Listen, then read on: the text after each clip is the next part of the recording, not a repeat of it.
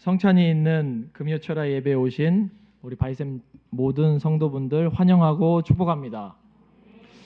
오늘 본문은 상당히 짧습니다. 오늘 제목은 성령이 세우신 바이샘의 사명에 대해 말씀을 전해보도록 하겠습니다. 여러분 지금 여기 오신 금요철야에 오신 모든 분들은 제가 알기로 교회의 그 주인의식을 가지고 계신 분들이라고 생각합니다.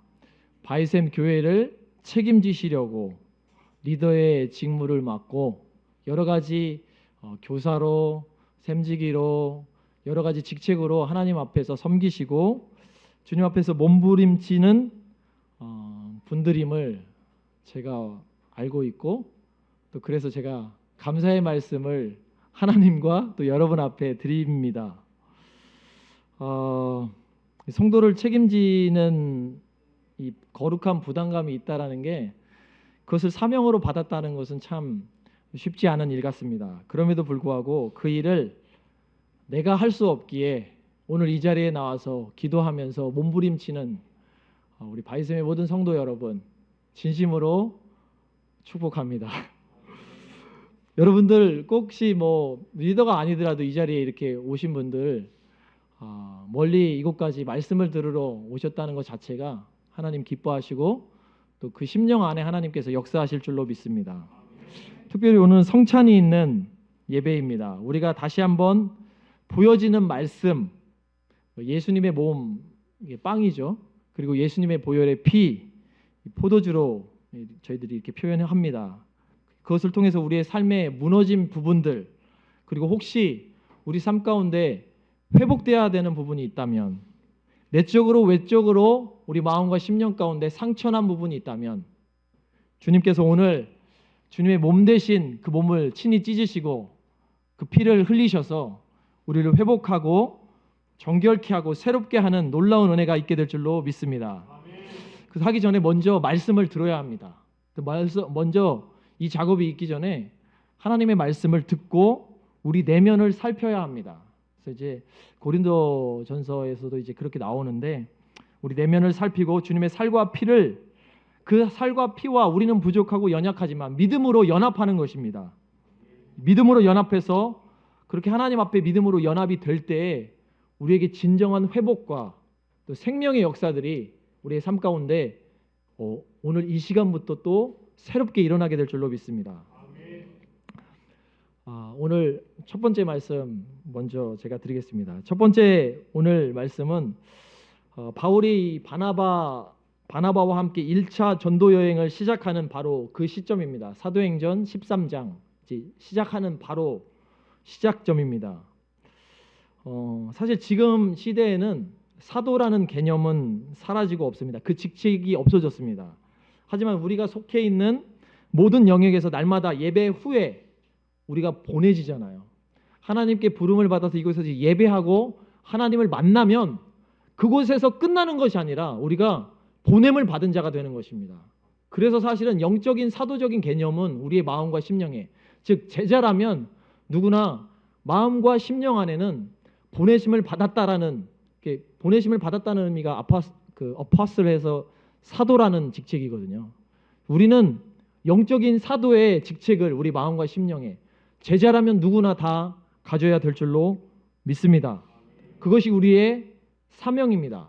말씀을 듣는 자리에서 끝나는 것이 아닌 반드시 이 말씀이 예수님처럼 육화되는 살아나는 장면이 우리의 삶 가운데 있어야 될 줄로 믿습니다. 그래서 오늘 첫 번째 좀 살펴볼 것은 예배로 지켜지는 사명에 대해서 좀 살펴봤으면 좋겠습니다. 우리 함께 2절 말씀을 함께 큰 소리로 읽겠습니다. 시작. 주를 섬겨 금식할 때에 성령이 가라사대 내가 불러 시키는 일을 위하여 바나바와 사울을 따로 세우라 하시니, 오늘 이 본문 말씀에 주를 섬겨라는 단어가 나옵니다. 이 주를 섬겨라는 단어는 레위인들 그리고 제사장들이 쓰는 단어입니다. 영어로 이 원문을 좀 봤더니 while they were worshiping the Lord, 즉 하나님을 섬긴다는 개념이 그냥 섬긴다, 내가 그분을 서비스한다라는 개념에서 끝나는 것이 아니라 하나님을 예배하는 자리라는 것입니다. 오늘 이렇게 불려진 이 안디옥 교회에 5명의 리더자들이 있는데 이 리더자들이 교회에서 어떤 모습으로 있었나 봤더니 하나님을 예배하는 자리에 있었다는 것입니다. 여러분, 우리가 어떻게 우리의 사명을 지키는지가 이게 중요한 포인트가 여기에 있습니다. 우리가 주님을 예배할 때라고 나오는 이 단어에 주목해야 합니다. 제사장들이 제사를 지닐 때 쓰는 이 단어입니다. 그래서 바이샘 성도 모두 한 사람 한 사람 주님이 우리에게 사명을 주셨습니다. 그런데 이 사명을 어떻게 지키고 이루어낼 수 있을까요? 그것은 바로 우리가 하나님이 기뻐하시는 예배의 자리에 있어야 한다는 사실입니다. 여러분, 불의 전차라는 영화를 혹시 보셨나요? 저도 너무 감명 깊게 봤습니다. 그 불의 전차 영화 너무 많이 또 설교 시간에도 이렇게 화제가 돼가지고 계속 이야기를 들었던 것 같습니다. 거기 그 주인공이 100m 선수 에릭 리델이라는 선수입니다. 그 런던에 영국의 대표로 올림픽 선수로 달리기 선수로 출전했습니다. 그런데 그 주 종목에서 자기가 100m 주 종목인데 그 주 종목을 주일날 한다는 것 때문에 나가지 않았어요. 그리고 자기 주 종목이 아닌 400m 종목에 나가게 됩니다. 파리 올림픽에서 이 중계를 하던 많은 기자들이 난리가 났습니다. 파리가 이 런던 영국 전체가 난리가 났습니다. 어떻게 그럴 수 있냐? 공과 사를 구별해라. 예배를 지키는 것에 대한 그 마음. 너가 그런 중요한 신념을 가지고 있는데 우리 나라를 배신하지 마라. 이러면서 온갖 욕설이, 온갖 비난이 쏟아지고 있을 때 에릭 리델은 이것을 포기하지 않습니다. 그래서 일요일에 자기가 출전하는 그 출전 포기 선언을 하게 되었습니다. 그는 금메달에 유력한 후보였기 때문에 더욱더 많은 비난들이 쏟아져 나왔습니다. 그렇지만 그의 뜻을 굽히지 않았고 결국은 400m에서 출전을 했는데 거기서 금메달을 따게 됩니다. 아주 저도 이 영화를 보면서 얼마나 이 가슴이 뛰든지 별로 이게 뭐 SF 장면이 나오는 것도 아니고 이렇게 놀라우냐면 그 감동이 참 오래 가더라고요. 그 노래도 제가 흉내내지 못하지만 노래도 너무 제 마음. 그래서 오리지널 그 사운드 트랙을 제가 이렇게 몇 번이고 연속해서 들었던 게 기억이 납니다. 그 사람은 이제 나중에 선교사로 헌신하게 됩니다. 모든 사람이 이 에릭 리든의 똑같이 이렇게 삶에 적용을 할 수는 없겠지만 우리가 그 에릭 리델이 가지고 있었던 하나님에 대한 마음, 예배를 소중히 생각하는 그의 신념, 이것은 반드시 우리의 삶 가운데 본받아야 될 중요한 요소라고 생각이 듭니다. 그 예배를 중요하게 생각하는 마음의 중심을 하나님이 보시고 아마 그의 인생을 하나님이 축복하셨던 것 같습니다. 여러분, 느헤미야가 성벽을 재건할 때 제일 먼저 건축한 게 뭔지 혹시 아십니까? 느헤미야 3장에 나옵니다. 제가 며칠 전 그 교회를 잠깐 이렇게 일이 있어서 다녀왔는데요. 양의 문이라는 문. 왜 느헤미야가 성벽을 재건할 때 처음으로 했던 일이 이 양의 문을 건축하는 것일까요? 양의 문은 어떤 곳입니까? 제사를 드릴 때, 맞습니다. 뭐 다 알고 계셔가지고 설명을 드릴 필요가 없을 것 같은데, 이 제사를 드릴 때 왜 제사를 드리는 이 양의 문을 제일 먼저 느헤미야가 건축했겠습니까? 그것은 예배를, 하나님을 가장 중요하게 여겼던 이 느헤미야의 자세와 태도 때문에 그렇습니다. 이 사건을 볼 때마다 저희가 깨닫고 또 생각해야 되는 것이 무엇이냐? 바로 이 예배의 중요성입니다. 예배의 중요성을 하나만 더 예를 든다면 이 구약의 창세기에서 창세기 35장에 야곱 얘기가 나옵니다. 야곱이 세겜에서 디나 자기 딸이 안 좋은 일을 겪죠. 디나가 안 좋은 일을 겪고 나서 야곱이 어디로 향했습니까? 야곱이 하나님이 명령했던 그 베델이라는 장소에 다시 가서 단을 쌓기 시작하고 모든 우상들을 다 내리기 시작합니다.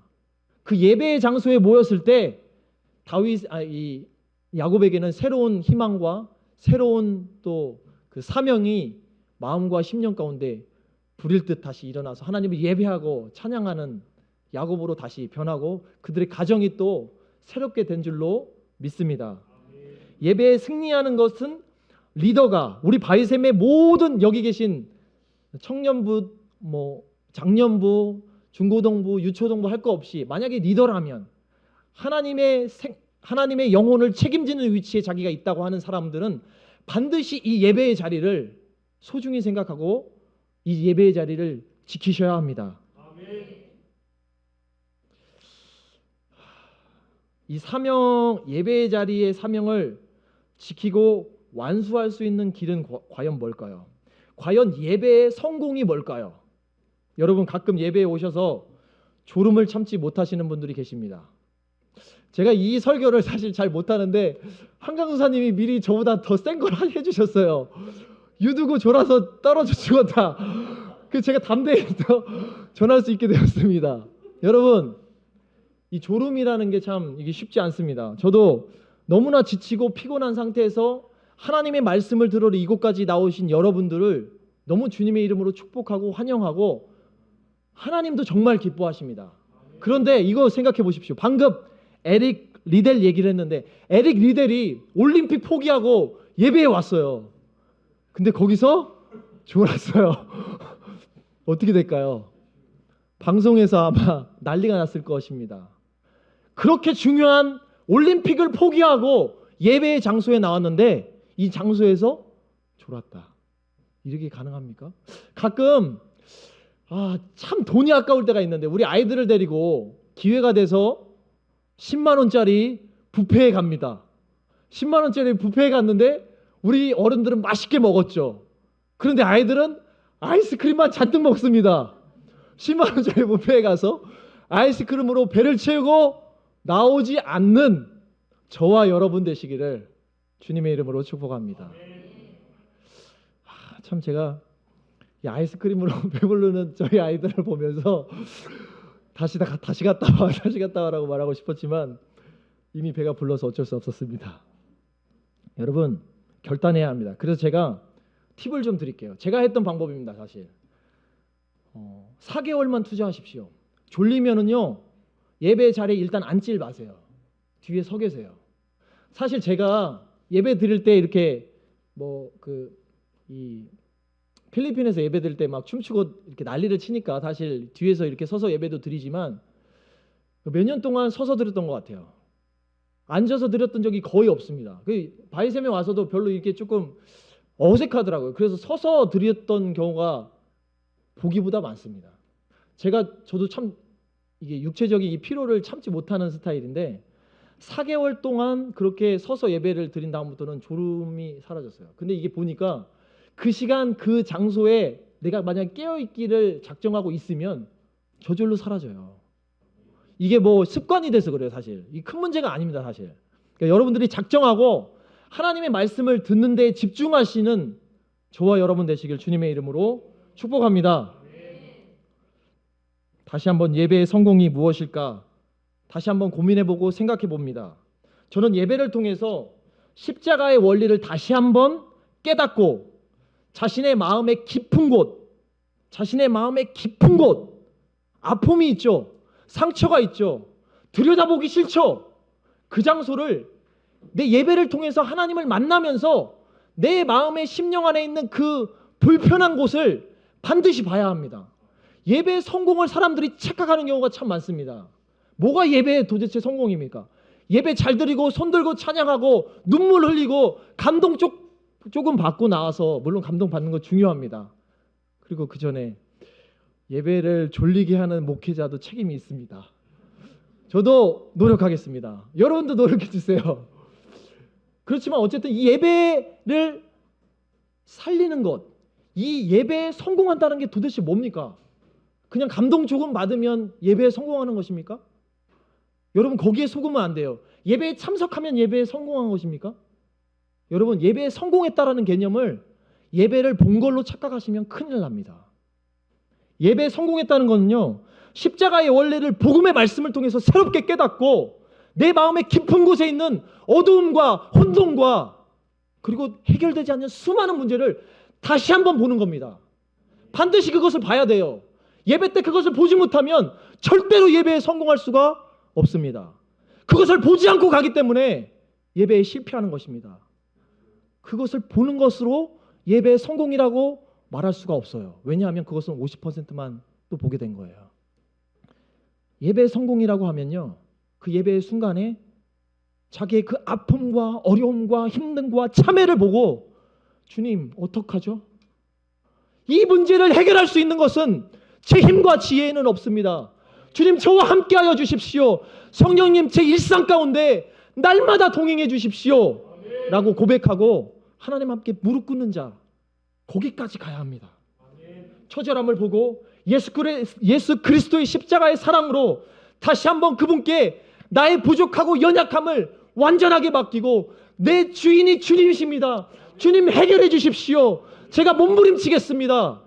이렇게 고백함으로 예배에 성공하는 저와 여러분 되시기를 주님의 이름으로 축복합니다.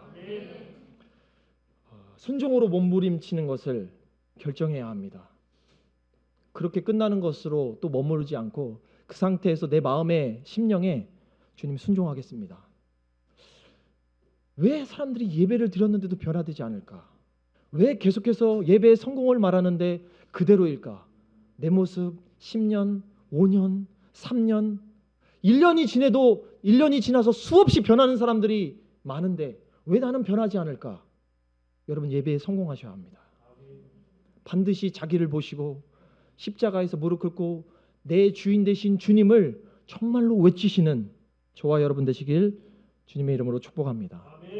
두 번째 똑같은 말씀입니다. 두 번째 좀 고민해야 될 것은 보내신 분이 지키시는 사명이라는 말씀을 좀 전해드리고 싶습니다. 우리 2절 말씀 다시 한번 큰 소리로 읽겠습니다. 시작.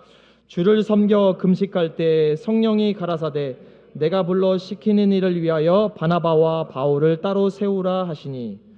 어떤 교회 목사님께서 몇 년 전에 이런 이야기를 하시는 것을 들었습니다. 여러분, 저는 여러분이 대충 어느 자리에 계신 것을 여기서 다 볼 수가 있습니다. 참 이상한 것은 누가 지정해 준 것도 아닌데 예배의 자리, 항상 이쪽에 우리 장로님들 계시고 여기 권사님 계시고 예배의 자리를 이 위에서 딱 보면요, 대충 어디에 계셨다, 어디에 앉으셨다가 다 그냥 보여요. 아, 이 자리는 그분들의 자리라고 이렇게 인식이 될 정도로 사람들은 익숙하게 예배의 자리, 자기의 자리에 나와서 앉게 됩니다. 여러분 그러신가요? 대형교회 목사님들이 수천 명이 되는 교인들, 수백 명이 되는 교인들을 왜 그 성도 왜 이렇게 왜 그 김집사 왜 안 오셨어요? 이렇게 말할 수 있는 게요, 다 그것 때문에 그래요. 어디에 맨날 앉는 자리가 있습니다. 그 자리가 딱 비면 벌써 목회자가 마음이 왜 안 오셨을까? 이 딱 생각이 들어와요. 설교할 때 저도 이렇게 보다가 저 자리에 누가 앉아 있었는데 왜 안 오지? 이런 생각이 딱 머릿속에 들어옵니다. 그래서 대형교회 목사님들은 그게 뻥이 아니더라고요. 안 나오지 그냥 단번에 알아요. 몇 년 동안 똑같은 자리에 그 자리를 변함없이 오니까. 이걸 보면요, 우리는 이걸 좀 왜 이렇게 그 자리를 계속 앉을까? 익숙해서 그럽니다. 그 자리가 익숙해요. 만약에 다음 주부터 권사님이 저기 앉으시고 장로님이 저기, 엄청 어색합니다. 마음이 엄청 불편해요. 뭔가 내가 이 자리에서 예배를 드렸고 이 자리에 쌓은 게 많은데 시간을 내가 여기서 드렸는데 시간과 마음이 그 자리에 갔기 때문에 이거를 쉽게 내주질 못해요. 자리만 해도 그렇습니다. 자리만 해도 왠지 모르게 불편합니다. 우리는 변화를 원하지만 이 변화를 싫어합니다. 왜요? 불편해서. 익숙해진 습성대로 시간과 우리의 마음을 투자한, 그렇게 해서 만들어진 그 자리를요, 쉽게 포기하고 싶은 마음이 우리는 없어요. 그 자리뿐만이 아니고 관계도 마찬가지입니다. 관계도 여러분 교회 끝나고 이렇게 예배를 딱 끝나면은요, 새로운 사람을 찾아가서 그 사람한테 인사하고 그 사람하고 대화를 3분, 5분 이상 하기가 쉬울까요? 어려울까요? 엄청 어렵습니다. 정말 어려워요. 그냥 새신자를 담당하시는 분들이 그래서 전담이 있는 겁니다. 가서 그렇게 하지 않으면 누구도 찾아가지 않아요. 예배 끝나고 우리가 누구랑만 얘기하는지 한번 보세요. 맨날 똑같은 사람하고 계속 똑같이 인사하고 똑같은 대화를 나눕니다. 저도 사실 조금 그런데 저는 이제 목회자다 보니까 많은 사람들하고 계속해서 인사를 나누고 악수를 해야 되고 또 봐야 되잖아요. 일부러라도 저도 찾아가고 얘기하려고 엄청 노력하지 않으면요 절대로 못 찾아갑니다. 이게 익숙한 것에 대한 그 불편함이 너무 이 마음에서 그 불편함이 견딜 수가 없어요. 저만 그럴까요? 여러분 안 그렇습니까? 저는 인사 나누는 게 너무 힘들더라고요. 그래서 변화는 우리 모두가 다 쉽게 할 수 있는 게 아니에요. 실제로 이 변화라는 걸 원하지만 우리는 그것을 쉽게 이렇게 할 수가 없습니다. 그러므로 변화를 좀 이렇게 표현했으면 좋겠습니다. 다른 말로 변화는 바로 불편한 것이다. 여러분 변화는 불편한 거예요. 바이샘교회 성도 여러분, 우리 변화합시다. 그러면 익숙하고 편안한 자리를 내려놓아야 합니다. 거기서 이탈해야 돼요. 맨날 했던 그 행동, 맨날 했던 그 태도, 거기서 빠져나와야 변화할 수 있습니다. 그래서 누군가 변화를 얘기하면 우리 첫 번째 감정이 벌써 계속 불편해요. 지금까지 내가 해온 익숙함, 그 편안함을 변화라고 얘기만 하면 그 복잡함과 힘듦과 불편함 안으로 우리가 막 들어가줘야 된다는 생각이 막 들기 시작합니다. 그래서 하나님이 원하시는 변화의 자리가, 들어보세요. 하나님이 원하시는 변화의 자리가 복음의 십자가의 본질로 돌아가는 아주 복된 자리임에도 불구하고요, 우리는 그곳에 가기를 불편해합니다. 이게 제 마음이라서 그래요. 제가 그러더라고요. 제가 익숙한 데는 계속 하려고 하는데, 익숙한 칭찬을 계속 듣고 싶은데 뭔가 변화하고 새롭게 하려고 하면 너무 불편해요, 마음이. 이거를 깨야 합니다. 그래서 변화를 원하시는 분들은 뭘 해야 합니까? 불편함을 감수하시는 저와 여러분 되시기를 주님의 이름으로 축복합니다. 그럼 우리 어떻게 해야 할까요? 진짜 말 그대로 앞으로는 불편해져야 합니다. 이게 쉽지 않죠. 지금 세상이 어떤 세상입니까? 세상이요, 잘 보면은 불편해지는 것을 막는 시대예요. 우리 일상을 잘 보세요. 불편하게 행동하는 모든 것들을 다 막고 있습니다. 그 불편함을 깰 수 없게 만듭니다. 왜냐하면 그 편안함 가운데 계속 녹아져서 똑같이 반복해서 똑같은 인생을 패턴대로 계속 변화 없이 살아가라고 사단이 만들어 놓은 이 굴레예요. 그래서 계속 이 패러다임 쉬프트를 하라고, 이 생각을 완전히 전환하지 않으면 변화는 정말 어려운 것 같습니다. 변화를 개혁이라고도 이야기할 수 있는데, 변화는 아무 때나 일으킬 수 있는 게 아닙니다. 변화와 개혁은 변화를 주도하시고 변화를 이끄시는 하나님께서 부르신 사람, 즉 사명을 깨닫고 사명으로부터 그 사명의 자리를 아는 사람, 그 사명자가 바로 변화를 일으킬 수 있습니다. 여러분, 누가 변화를 일으킬 수 있습니까? 우리가 할 수 있다고요? 절대 못합니다. 부르셔야 돼요. 하나님이 부르셔야 합니다. 그리고 하나님이 나를 부르셨다라는 그 사실을 완전하게 확인할 때 그 사람이 변화의 주인공이 되는 줄로 믿으시는 저와 여러분 되시기를 주님의 이름으로 축복합니다. 누가 과연 나를 부르셨을까? 누가 나를 부르셨나? 이거를 깨달아야 돼요. 그래서 오늘 말씀에 성령이 가라사대 내가 불러 시키는 일을 위하여, 여기까지 제가 읽었는데요. 하나님께서는 여러분 직장과 가정에 기독교의 놀라운 복음의 역사를 과연 누가 써내려 갈 것인가, 이것을 고민하게 하십니다. 보통 사람은 할 수 없습니다. 그러나 하나님이 만약에 부르시면, 여러분을 하나님이 만약에 부르셨다고 하면, 여러분이 있는 그 자리에 하나님 나를 이곳에 부르셨습니다. 이 바이샘 교회에 부르셨고, 내 직장에 부르셨고, 나의 가정의 엄마로 아빠로 부르셨습니다. 이곳에 부르신 분이 바로 하나님이십니다. 그러므로 이 일은 하나님이 함께 하시면 이루어질 줄로 믿습니다. 여러분, 이게 참 중요해요. 제가 사실 이 사명이라는 것을 깨달은 거는 그렇게 오랜 시간이 되지 않습니다. 그것을 깨닫고 나서 나 같은 사람이 어떻게 일을 하지? 나같이 연약하고 부족한 사람은 진짜 말도 안 되는데, 그런데 딱 하나 계속해서 마음 가운데 소망이 생기는 게 있어요. 나같이 부족해도 할 수 있다라는 그 주님의 어떤 명령보다 뭐 더 중요한 게, 나 주님께서 부르셨지, 이곳에 있으라고 부르셨지, 이것을 확신하면 확신할수록 제 태도와 제 이 삶이 변화되기 시작하는 것을 제가 경험했습니다. 여러분도 마찬가지예요. 직장에서, 가정에서 제일로 변하지 않는 것이 저 가정이라고 생각합니다. 가정이 변하지가 않아요. 그렇게 변화시키고 싶고 그렇게 새롭게 되고 싶은 게 가정인데 내가 왜 정말 이 가정에서 변하지 않는가? 원인은 한 가지입니다. 주님이 나를 그 가정으로 부르셨나? 나를 아버지로 부르셨나?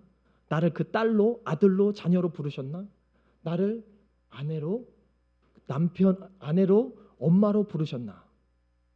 이게 명확하게 하나님으로부터 깨달아지기 시작하면 그 자리는 바로 사명의 자리가 됩니다. 그리고 그 자리부터 바로 변화가 실제로 일어난 줄로 믿습니다. 그것을 위해서 하나님은 우리와 함께 하십니다. 여러분, 오늘 본문 말씀에 이렇게 성령께서 따로 이렇게 부르시고 이렇게 바울과 그리고 이 바나바를 부르시죠. 그리고 나서 예루살렘 공동체가 있었고요. 이 안디옥 공동체가 있었는데 예루살렘과 안디옥 공동체가 한 번도 경험하지 못한, 성령께서 부르셨으면 뭔가 좋은 길이 돼야 되고 성령께서 부르셨으면 뭔가 완만하고 좋은 평탄한 길일 줄 알았는데 아무도 가보지 않는 미개척 길이에요. 바로 이 유럽을 전도하려는 하나님 이 성령의 놀라운 계획이 바울과 바나바를 통해서 시작됩니다.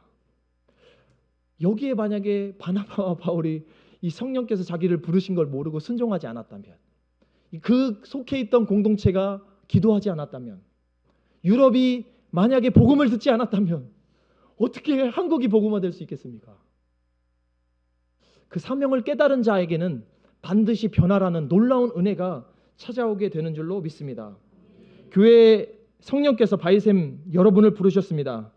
다시 여러분을 여러분의 가정과 여러분의 직장으로 보내실 것입니다. 그런데 여기서 중요한 것은 사명을 이루는 중요한 문제, 과연 누가 불렀는가를 계속해서 마음과 심령 가운데 직장에서 가정에서 하나님이 부르신 게 맞지요? 하나님 저를 부르셨지요? 이것을 확인하셔야 합니다. 이거를 확인하실 때 여러분의 삶 가운데서 자그마한 변화들이 일어나게 될 줄로 믿습니다. 그래서 우리는 이 사도행전인데 직장 행전을 다시 한번 써야 합니다. 가정 행전을 다시 한번 써야 합니다. 우리의 능력이 아닌 부르신 그분, 우리는 연약하고 부족하지만 우리와 함께 하실 그 성령, 우리 안에 내주하시는 성령께서 우리를 인도하신다는 확신을 가지고 무릎 꿇고 주님께 기도하며 부르짖는 저와 여러분 되시기를 주님의 이름으로 축복합니다. 마지막입니다. 금식을 지키는 사명. 다시 한번 2절 말씀 큰 소리로 읽겠습니다. 시작. 주를 섬겨 금식할 때에 성령이 가라사대 내가 불러 시키는 일을 위하여 바나바와 사울을 따로 세우라 하시니. 여기서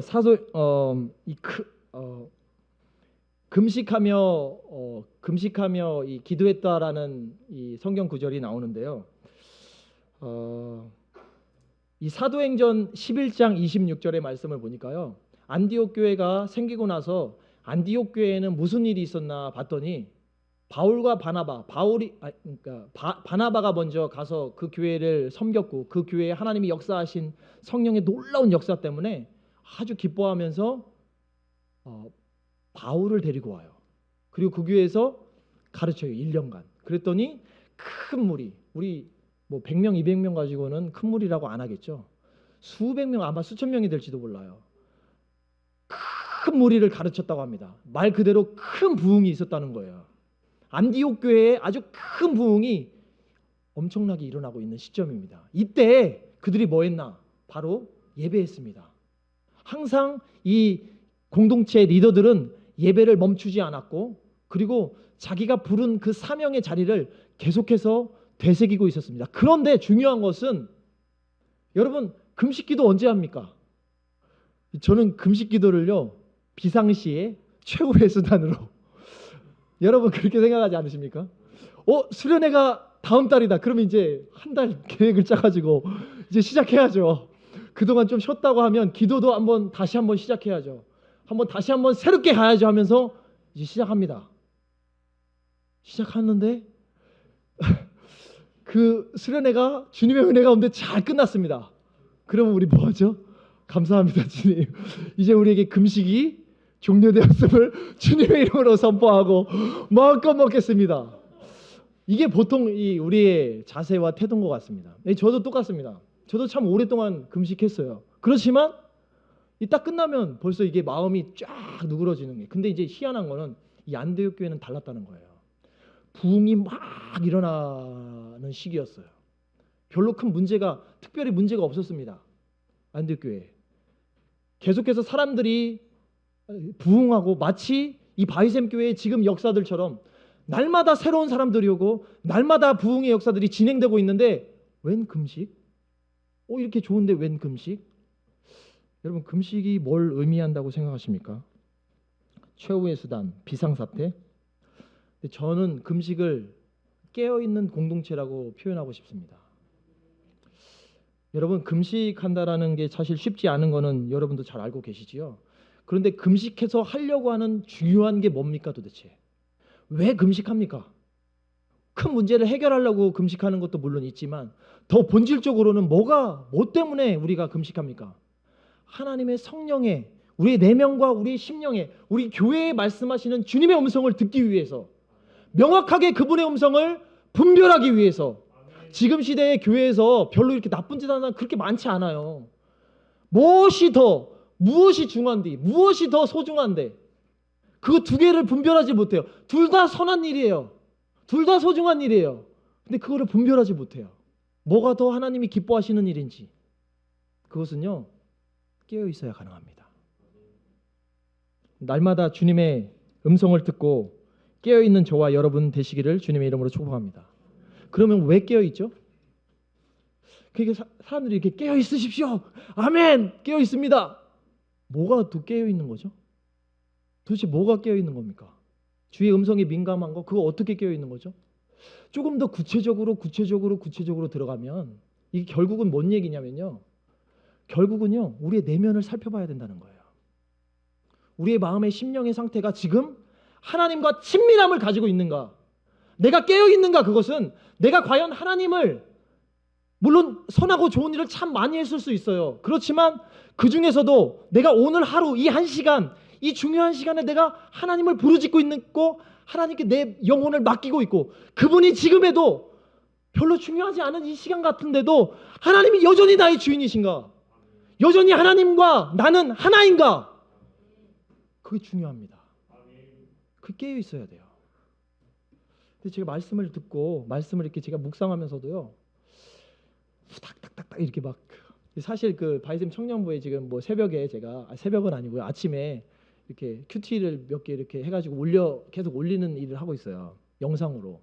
조금이라도 이제 말씀을 보라고 사실 시작을 했는데, 그때도 이제 제 모습을 제가 살펴보면요, 막 후다닥 정신이 없습니다. 아침에 나 이거 그러면서 마음속에 계속 무슨 생각을 하면 이거 아이들이 볼까? 우리 청년들이 볼까? 수많은 생각들이 들어와요. 이거 별로 은혜가 안 된다고 하면 어떡하지? 관둘까? 수많은 생각. 여러분, 하나님을 생각하는 게 아니라 교회 일을 하고 사람을 섬기고 생명을 살리는 일을 한다면서도 마음속에는 중심이 계속 움직여요. 여러분은 안 그렇습니까? 직장 일 하거나 교회 일 하거나 다른 일 할 때 여러분 마음이 어때요? 마음이 깨어 있습니까? 쉽지 않습니다. 정말 쉽지 않아요. 내가 그렇다라는 걸 인정하는 것 자체가 사실 쉽지 않아요. 나는 그냥 종교인이 돼요. 이 깨어있지 않음을 놓치면 종교인이 돼요. 그런데 계속해서 내 삶을 살펴보면 제가 그 방향으로, 종교인의 방향으로 계속 내 마음이 움직이는 걸 봅니다. 그래서 저는 지금도 주님이 필요합니다. 그래서 십자가가 필요하고요, 예수님의 보혈이 필요하고요, 오늘 있을 주님의 성찬이 저에게 필요한 것입니다. 여러분, 깨어있게 되시기를. 마음의 내면과 심리의 문제까지, 우리 마음의 죄악까지, 이게 참으로 민감해지는 게 쉽지 않습니다. 정말 이 세상이 그걸 다 막고 있어요. 세상의 매체가 그걸 다 막고 있고요, 모든 관계와 상황과 이런 것들이 하나님과의 그 민감한 그 친밀함을 깨는 모든 그 방향성으로 바뀌어 있어. 그래서 이 패러다임을 바꾸지 않으면, 그래서 말씀을 듣는 것을 계속해서 유지하지 않으면, 계속해서 성령께 내 내면에 역사하시는 그분께 의뢰하지 않으면 한순간에도 넘어질 수 있습니다. 바울이 도대체 이 안디옥 교회에서 가르친 게 뭘까요? 그리고 앞으로 이 선교의 중심에 서서 바나바와 함께 복음을 전하는 이 중심이 뭘까? 제가 고민해 봤습니다. 바울이 로마서에서도 계속 강조하는 게 이신칭인데 하나님의 복음입니다. 어떻게 의롭게 되고 의롭게 된 자의 삶은 어떠한 것인가? 우리도 날마다 이것을 고민합니다. 그렇지만 우리가 깨닫는 게 놓치는 게 참 많아요. 이 세상의 모든 상황과 환경 가운데 계속 노출되어 있다 보니까 마음이 계속 흔들려요. 주를 섬겨 금식할 때 하나님을 예배하고 섬기는 우리의 날마다 삶의 자세에서 이 금식하는 자세, 즉 하나님과 친밀함을 놓치지 않는 자세, 이것을 계속 유지하면서 복음 안에 그 복음의 원리를 깨닫고 하나님 앞에 나아가는 저와 여러분 되시는, 그리고 몸부림치는 그 삶을 통해서 우리의 삶을 통해 복음이 계속해서 우리의 직장과 우리 가정 가운데 계속해서 전파되는 역사가 일어나게 될 줄로 믿습니다. 여러분, 오늘 말씀을 마무리합니다. 예배에 성공하셔야 합니다. 예배의 성공이 무엇인지 고민해 보십시오. 어떻게 하는 것이, 내가 예배에 그냥 참석한 것이 예배의 성공인가? 예배 다 드렸으면 끝인가? 무엇을 해야 예배에 정말로 성공한 것인가? 그냥 나타나는 그 현상에 집중하지 마시고요. 내 마음을 한번 살펴보세요. 내가 오늘 정말로 주님을 만났나? 만약에 못 만났다면 몸부림치셔야 돼요. 주님 만나주세요. 주님 저를 안 만나시면 저는 살 수가 없습니다. 주님의 그 은혜가 없이는 한순간도 버틸 수 없습니다. 주님 함께해 주십시오. 이 그런 예배를 우리가 드려야 될 줄로 믿습니다. 그렇게 하지 않으면 계속해서 종교인이 양성될 뿐이고 사회에 욕먹는 무늬만 기독교인이 될 뿐입니다. 그리고 불편함을 이겨야 합니다. 우리의 익숙했던 마음의 태도와 자세를 버리고 조금 불편하더라도 하나님을 찾고 하나님을 의지하는 자리, 내 사명을 깨닫는 자리, 하나님이 나를 부르셨다라는 그 부르심의 확신을 붙들고 가야 합니다. 오해하시면 안 됩니다. 주님, 그 주님 안에서 잘 섬기고 있는 이 익숙한 자리를 버리라는 게 아니에요. 주님의 부르심의 자리 앞에서 내가 주님이 아닌 익숙함이 있다면 그거를 버리라는 겁니다. 마지막으로 저와 여러분은 금식 자체, 저는 금식 자체를 금식도 물론 필요하고 좋습니다. 그런데 금식 자체도 중요하지만 주님, 제가 정말 주님께 민감하고 싶습니다. 오늘 이 예배도요, 주님, 이 성찬을 통해서도요, 하나님 저를 꼭 만나 주십시오. 민감하게 주님께 반응하고 싶습니다. 주님, 예배에 성공하고 싶습니다. 예배의 성공은 저에게 있지 않습니다. 주님이 주님을 임재해 주시고 주님이 함께 저를 만나 주시고 주님의 그 임재가 없다면 하나님 예배에 성공할 수 없습니다. 주님, 저를 이 상한 심령을 오늘도 치유하시고 오늘도 회복시켜 주시고 오늘도 새롭게 하여 주십시오. 그래서 직장의 모든 활동들이 바이셈의 새로운 행전, 직장 행전이 일어나기를 소망합니다. 가정에서 가정의 행전이 일어나기를 소망합니다. 육적으로 지치고 상처난 여러분, 심령에 오늘 또 예수님의 살과 피가 우리의 마음과 심령에 필요합니다. 그 살과 피를 의지하는 자는 능히 하나님께서 독수리 날개치는 새 힘을 우리에게 허락하여 주실 줄로 믿습니다.